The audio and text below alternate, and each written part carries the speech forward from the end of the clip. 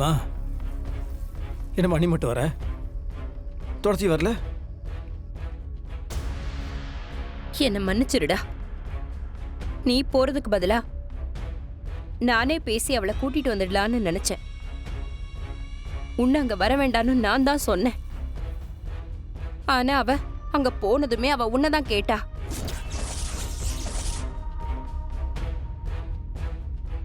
நீ வரலன்னு வருத்தப்பட்டா. நான் சொன்னேன்லம்மா, நான் தான் போறேன்னு சொன்னல. ஏமா நீ தடுத்து? என்னை பத்தி அவங்க என்னம்மா நினைச்சிருப்பாங்க? நான் அந்த பொய்யை நம்பியிருக்கேன் நினைச்சிருப்பாங்க. இல்லடா, அவ அப்படியெல்லாம் யோசிக்க மாட்டா. உங்க 2 பேருக்கும் நடுவுல இருக்கிற காதல் அப்படியெல்லாம் யோசிக்க வைக்காது. என் மருமக யாருன்னு எனக்கு தெரியும். அவ உத்தமிடா. சீதாதான் அவ.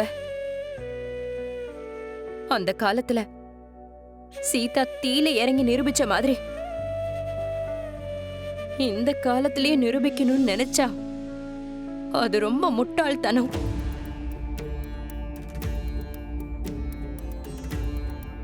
எவனோ ஒருத்தன் எங்க இருந்தோ ஒரு வீடியோ எடுத்து போடுவான், சம்பந்தமே இல்லாம போஸ்டர் அடிச்சு ஒட்டுவான்.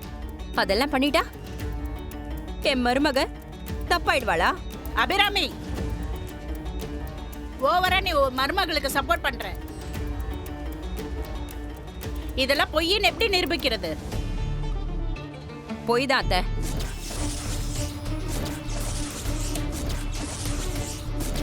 அதெல்லாம் மறந்துட்டீங்களா?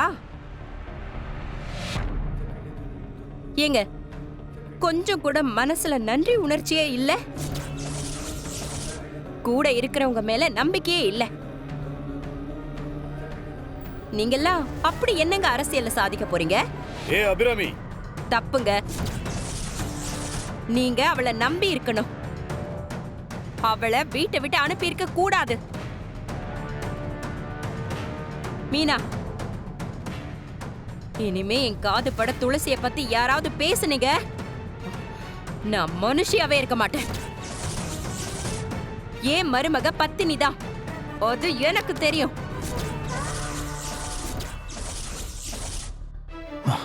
நான் முதல் துளசியை பத்தி உங்களுக்கு கூட்டு வர அதுக்கு. வெற்றி, ஒரு நிமிஷம். அவ மேல எந்த தப்புமே இல்ல. இதுக்கு பின்னாடி ஏதோ ஒரு சதி இருக்கு. அவ உத்தமின்னு ஊருக்கு நிரூபிச்சு காட்டணும். நிரூபிக்கிறேன்னு எனக்கு சத்தியம் பண்ணி கொடு. மாமா, நான் உயிரோட தானங்க இருக்கேன், செத்தங்க போயிட்டேன். வெற்றி, பின் என்னங்க நீங்க பாட்டு வீட்டு விட்டு வந்துட்டீங்க. ஏங்க நீங்க இல்லாம அந்த வீடு மாதிரி இல்லைங்க, சுடுகாடு மாதிரி இருக்குங்க. வாங்க வீட்டுக்குள்ள வாங்க. என்னங்க வாங்க வீட்டுக்கு போலாம். மாமா இப்போ வேண்டாமே. ஏன்? இல்ல மாமா, அது வந்து ஓ, நான் இப்போ வீட்டுக்கு வந்தா வீட்டில் இருக்கவங்களாம் துளசியை பற்றி தப்பாக பேசுவாங்க பயப்பறியா? அதெல்லாம் பேச மாட்டாங்க. அந்த தைரியம்லாம் உங்களுக்கு கிடையாது. அவங்களே ஏதோ ஒரு அவசரத்தில் அவங்க அப்படி தப்பாக பேசிட்டாங்க, அவங்க பண்ண தப்புன்னு அவங்க புரிஞ்சுக்கிட்டாங்க. அதுக்காக நான் ஒன்றும் அவங்களுக்கு வக்காலத்து வாங்கலுங்க. அவங்க பண்ணது தப்பு தான். எனக்கு என் துளசியை பற்றி தெரியும்ல, எதுக்கு அவங்கள பற்றில நம்ம யோசிக்கணும்? இது பாரு, இது வந்து தேவையில்லாமல் எவனோ ஒருத்தன் ஒரு வகந்தியை கிளப்பி விட்டுருக்கான். இது எல்லாம் பொய், அதெல்லாம் எதுவுமே இல்லைன்னு நான் நிரூபிக்கணும் இல்லையா? நான் பார்த்துக்கிறேங்க, நான் பார்த்துக்கிறேன்னு சொல்கிறேன்ல. இல்ல மாமா, அத்தை வந்திருந்தாங்களே, அப்பவே நீங்களும் வந்திருக்கலாம்ல. அக்கா உங்களை தான் மாமா எதிர்பார்த்துக்கிட்டு இருந்தா. வாஸ்தவம் தான், எல்லாம் கரெக்டு. என் மேலே தான் தப்பு.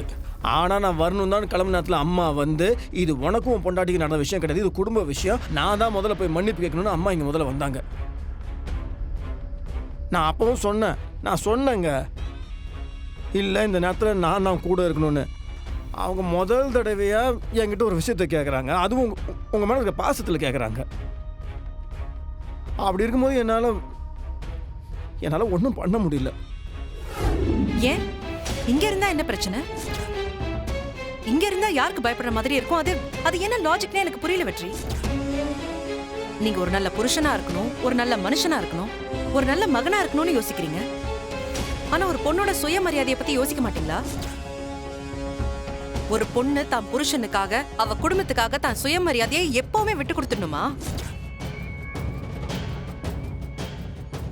நம்ம காதலை விட நம்ம குடும்பத்தை விட உங்கள் சுயமரியாதை ரொம்ப முக்கியம். இதுக்கு பின்னாடி யார் இருக்காங்கன்னு கண்டுபிடிச்சி ஏன் துளசி ஏன் பொண்டாட்டி சொக்க தங்கன்னு நிரூபிச்சு கெத்தா இங்கேருந்து உங்களை கூட்டு போவாங்க. பாப்பாவை பார்த்துக்கோங்க. அஞ்சலி பார்த்துக்கோமா. என்னண்ட யாருமே ஒட்டக்கூடாதுன்னு அப்படியே எல்லாத்தையும் ஒதுக்கி வச்சானுங்க, ஒதுக்கிட்டானுங்க ஓனர். ஆனால் நீ மட்டும்தான், நீ ஒருத்தி ஒண்டி தான் மனுஷனாவே மதிச்ச. ஊர்லலாம் என்னை எல்லாரும் கொலாரண்டானுங்க, கொலை பண்ணிட்டேனா. அவனுக்கு பாடலேருந்து தப்பியும் முடியல, வாழவும் முடியல, வாழவும் முடியல. அப்படியே குடிப்பேன், குடிச்சிட்டு வாழ்க்கை நரக மாதிரி தான் இருக்கும் கேவலமா. ஆனால் நீ என் வாழ்க்கையில் வந்த பத்தியா, அதுக்கப்புறம் தான் எனக்கு கொஞ்சமாவது வாழணுமேனு ஒரு எண்ணமே வந்தது.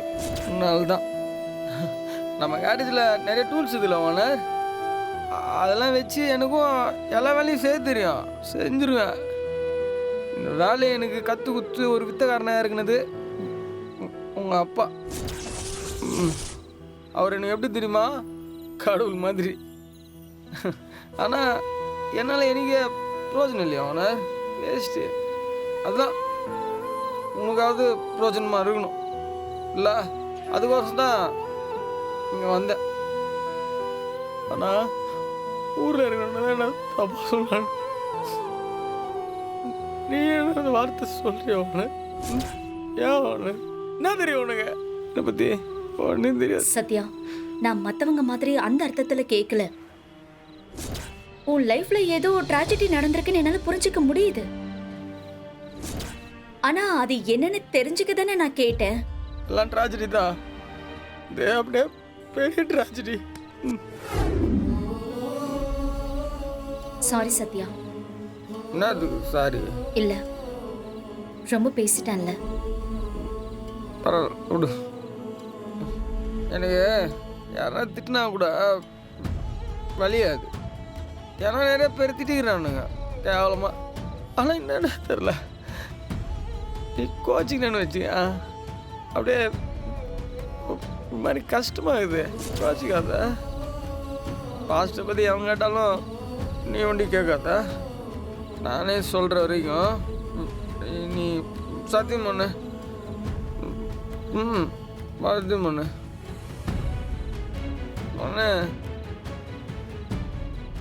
இனிமே கேட்க மாட்டேன், போதுமா?